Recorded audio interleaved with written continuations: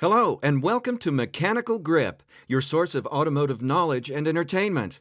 Today, we're here to talk about the 80s, the era of neon, Walkmans, and the return of power to America.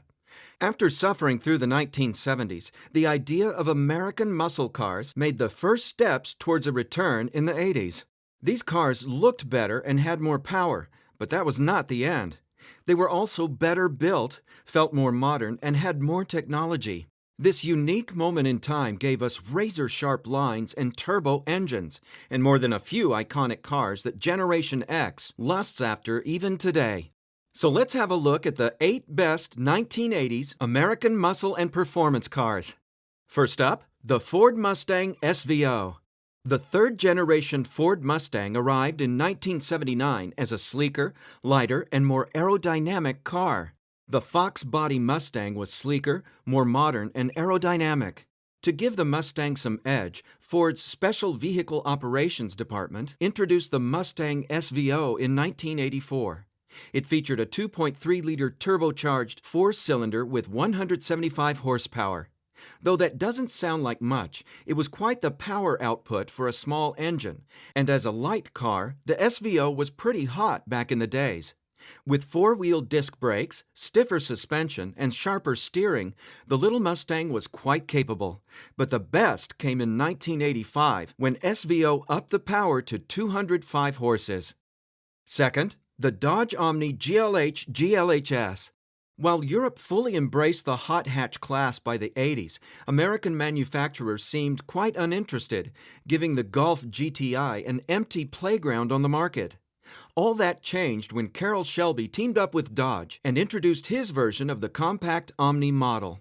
Shelby took the 2.2-liter four-banger and added a turbocharger to produce a total output of 175 horsepower and 0 to 60 time of less than 7 seconds.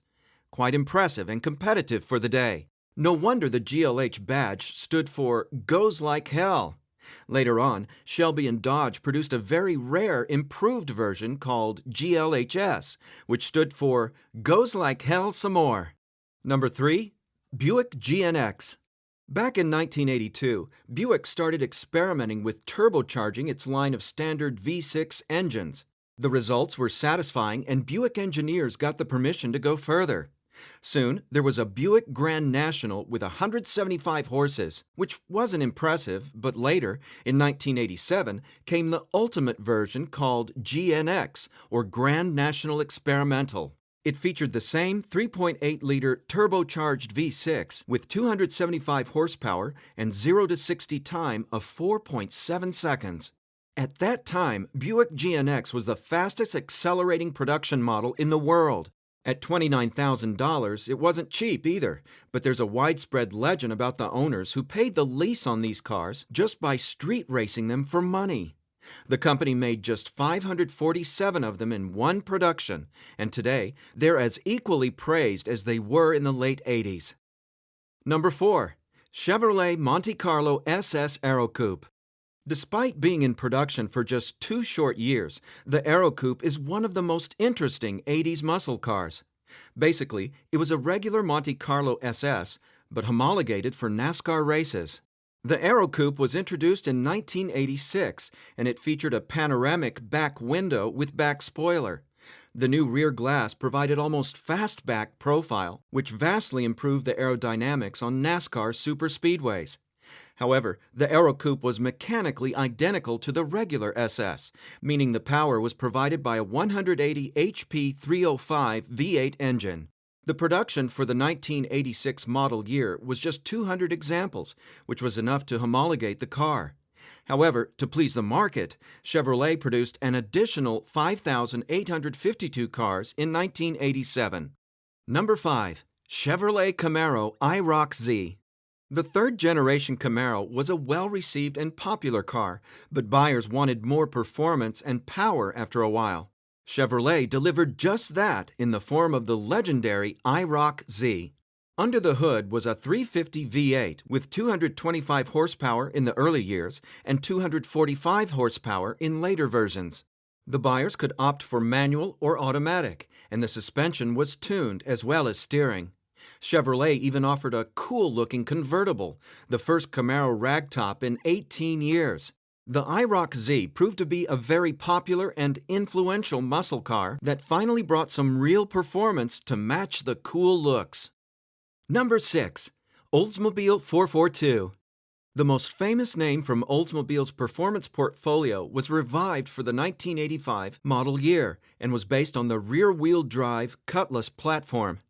This time, the model designation stood for 4-speed automatic transmission, 4-barrel carburetor, and 2 exhausts. However, the 307 V8 engine delivered 170 to 180 HP, which wasn't enough for very exciting performance, and Oldsmobile concentrated on handling, luxury, and options, which made this 442 a comfortable and enjoyable car to own.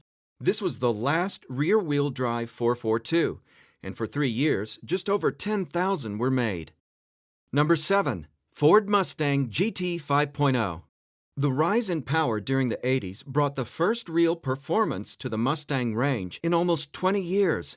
The Fox body Mustang grew more powerful with each model year, starting from 175 horsepower in 1983.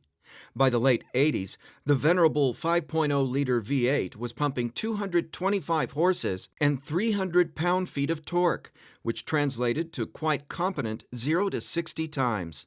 The Mustang was once again an affordable performance car with cool styling, lots of options, and enough power to spin the rear wheels in any gear. This car marked a return to the roots with a strong V8 engine and exciting performance. The late 80s Fox body was very popular, so they're plentiful today, and the aftermarket for those cars is enormous, so you can easily modify your Fox body GT to make it even faster. Number 8. The Pontiac Trans Am GTA. Trans Am was the best version of the third-generation Pontiac's F-body. It was introduced in 1987 and was the top-of-the-range Firebird. The package was available until the 1992 model year and was produced in relatively limited numbers. The secret weapons of the GTA were its engine and WS6 handling package. The engine was the 350 V8 with 210 horsepower, or up to 245 horses in later versions. The rumor was that the engine was the same as in the Corvette, since it used the same TPI fuel injection system and displacement. Sadly, that wasn't true. Corvette used aluminum heads, while Pontiac used iron cast ones. However, the power and performance were still pretty similar. We hope you enjoyed our choice of the best Radwood-approved muscle cars from the neon years. For more Gearhead videos in the future, please like, share, and subscribe to our channel.